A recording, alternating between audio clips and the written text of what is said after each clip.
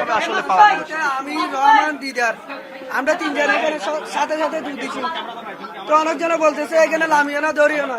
আমি তো গিয়েছিলাম, গিয়েছে তো আমি ওকে তুলছি, এরকম ধরে তুলে নিয়ে তুলছি। তুলানোর পরে এর পানি দিয়ে ধুয়েছি, 20 লিটার পানি, এরকম ফিল্টার পানি আছে ওদিকে ধুয়ে পরিষ্কার করছি। এরপরে পুলিশ আসছে, অনেকজন আসছে, ওরা বলতেছে আমাদের স্যার আসুক তারপর নিয়ে যাবে। এই দুটো প্রথমে আপনারা কি দেখলেন, বাচ্চাটার অবস্থা? বাচ্চাটার 8টাই দিল, 8টা এরকম টাকা দিচ্ছে, এটাই। এরপরে আমরা গেছি, আপনারা কিভাবে দেখলেন?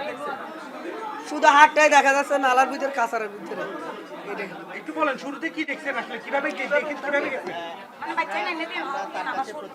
মনে হলো আমরা দোকানে চা খাচ্ছি, বুঝছেন, তো এখানে আসি বলতেছে একটা লোক ওইখানে ছোট একটা বাচ্চার হাত দেখা যাচ্ছে।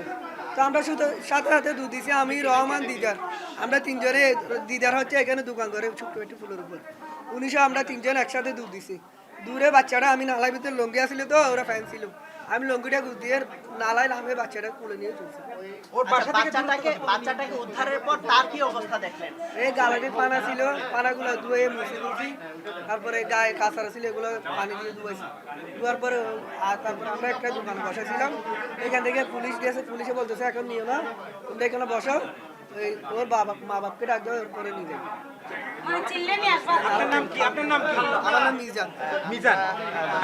মিজান, যিনি উদ্ধার করেছেন শিশুটিকে পানিতে নেমে, তার কথা আমরা এতক্ষণ শুনছিলাম। তিনি জানাচ্ছিলেন যে পানিতে ভেসে ওঠার দৃশ্য তিনি দেখে হাতটি দেখতে পান প্রথমে শিশুটির, এবং সেটি ধরেই যারা দেখেন তারা দৌড়ে এসে সেখানে এসে 2-3 জন পানিতে নেমে বাচ্চাটিকে উদ্ধার করে নিয়ে এসেছেন। মর্মান্তিক ঘটনা। গতকাল রাত 8টার দিকে খালের পানিতে পড়ে শিশুটি নিখোঁজ হয়, মায়ের কোল থেকেই শিশুটি একরকম হারিয়ে যায়। আমরা কিভাবে শিশুটি কথাগুলো আমরা একটু শুনবো। বাসা যেখানে এখানে চলে আসছে পানির স্রোতে। একজন প্রত্যক্ষদর্শীর সাথে কথা বললাম, যিনি এই মরদেহ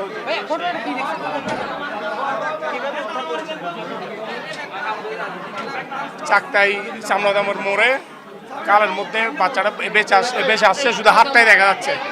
ওখানে শুধু হাতটাই দেখা যাচ্ছে, ওখানে একটা ছেলে দেখছে, ওখানে সবাইকে বলছে। তারপর আমরা সবাইকে এখানে বাচ্চাকে হাত দিয়ে তুমি দেখি কি কালকে যে ঘটনা হয়েছে চকবাজারে, ওই বাচ্চাটাই কি এখানে বেশি চলে আসছে। হ্যাঁ হ্যাঁ, এটা হচ্ছে বাসা, এই বাসার পাশেই, এখান থেকে 2 মিনিট লাগবে বাসা থেকে যেতে।